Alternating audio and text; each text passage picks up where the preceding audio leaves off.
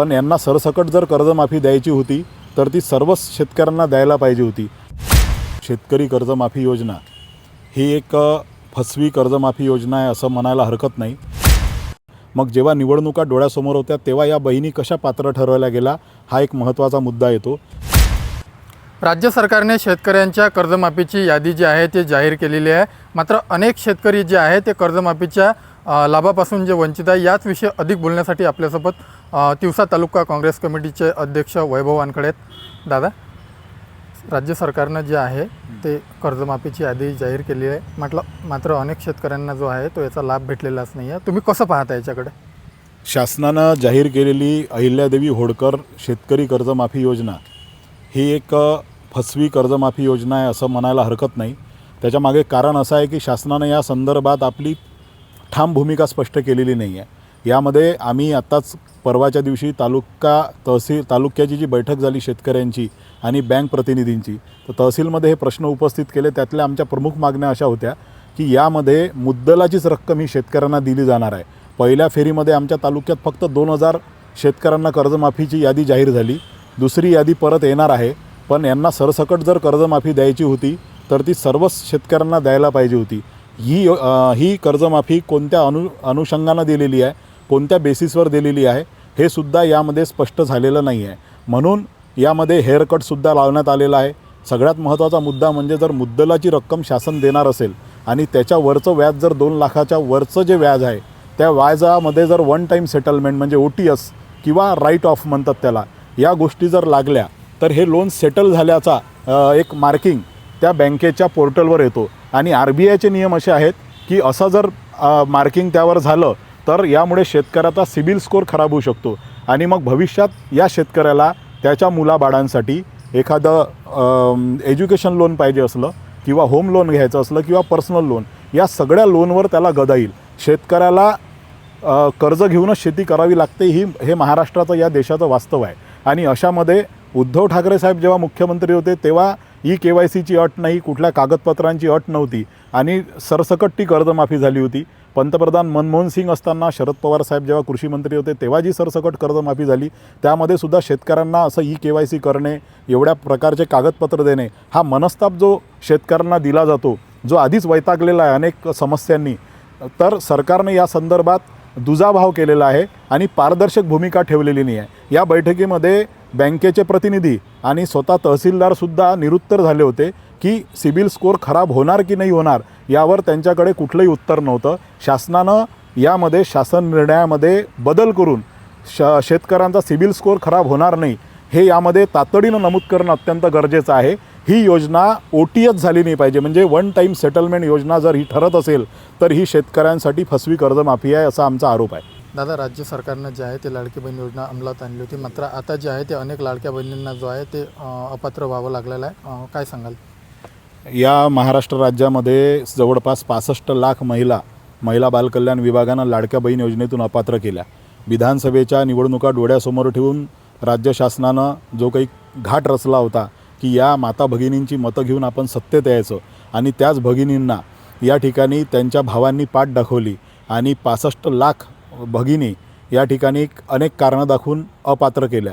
मग जेव्हा निवडणुका डोळ्यासमोर होत्या तेव्हा या बहिणी कशा पात्र ठरवल्या गेला हा एक महत्त्वाचा मुद्दा येतो।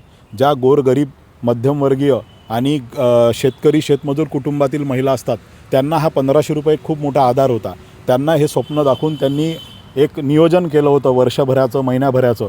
त्या नियोजनाला यांनी हरताळ फासत 65 लाख महिलांना, भगिनींना या ठिकाणी या योजनेतून वंचित ठेवलं आणि आता KYC करण्याची जी काही प्रक्रिया होती त्यामध्ये अनेक महिला राहून गेलेल्या आहेत।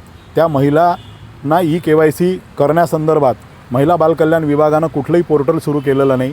त्यावर कुठं पाणी मुरतं आहे हे सरकारलाच माहीत आहे, कारण की सरकारच्या तिजोरीवर याचा खूप मोठा भार आलेला आहे। आणि मग फक्त निवडणुका डोळ्यासमोर ठेवून या बहिणी फक्त त्यापुरत्याच लाडक्या होत्या का आणि आता त्या सावत्र झाल्या का असा आमचा प्रश्न आहे। ज्या महिलांची KYC लाडक्या बहिणीसाठी राहिलेली आहे त्यांच्यासाठी तातडीनं पोर्टल चालू करावं अशी आमची मागणी सातत्यानं आहे। स्मार्ट मीटरमुळे देखील नागरिकांना मोठ्या अडचणीला समोर जावं लागत आहे, कसं पाहता तुम्ही याच्याकडे? स्मार्ट मीटर संदर्भात उत्तर प्रदेश असेल, बिहार असेल किंवा दक्षिणातील जे राज्य आहे त्यामध्ये एक मोठा उठाव झाला महाराष्ट्रातील त्या संदर्भात अनेक लोकप्रतिनिधी जिल्ह्यात आंदोलन करत आहेत.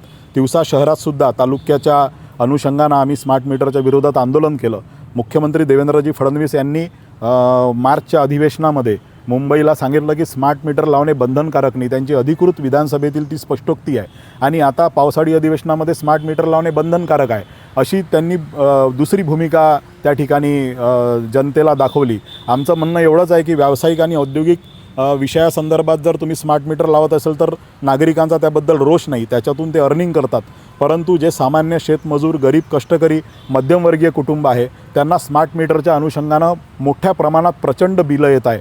आणि जे लोक आता बिल 1-2 महिने लेट भरत आहे त्यांचा अनुभव मी सांगतो. आजचा सातारगावचा एक ताजा अनुभव आहे की एखादी व्यक्ती जर बिल भरायला लेट झाली तर त्याला त्याच मीटरमध्ये अनेक पटीनं बिलं वाढवून दिल्या जात आहे की जेणेकरून स्मार्ट मीटरला जो विरोध होत आहे त्या अनुषंगानं हे मीटर फॉल्टी आहे.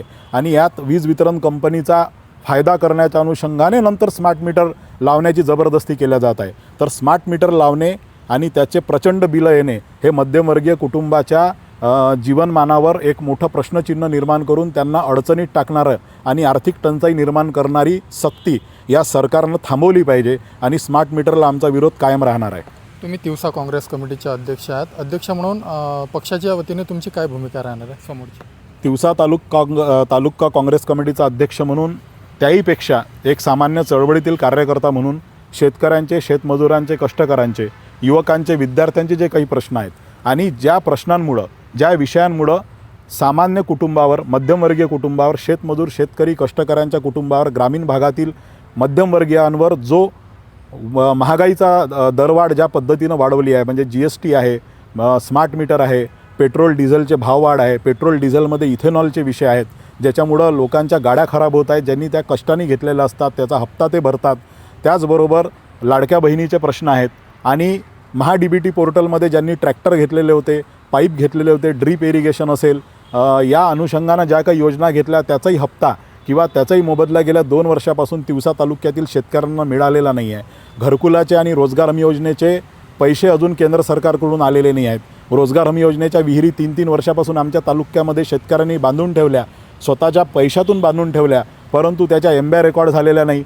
आता BBG रामजी योजना रोजगार हमी योजनेचं नाव बदलून आणली. फक्त योजनांचे नाव बदलून शेतकऱ्यांना कागदपत्राचे हेलपाटे करण्याचं काम या ठिकाणी हे सरकार करत आहे. जे जे प्रश्न शेतकऱ्यांच्या मुळावर उठतील, जे जे प्रश्न सामान्य कष्टकऱ्यांच्या मुळावर उठतील त्याच्या संदर्भात आमचा आवाज सरकारच्या विरोधात बुलंद राहणार आहे, एवढं ठामपणे सांगू इच्छितो. नक्कीच आम्ही शेतकरी, शेतमजूर, दिव्यांगांच्या पाठीशी राहू अशी प्रतिक्रिया जी आहे ते वैभव वानखडे यांनी दिलेली आहे. कॅमेरा पर्सन संकेत ठाकूरसह योगेश मोकार, अमरावती ब्रेकिंग.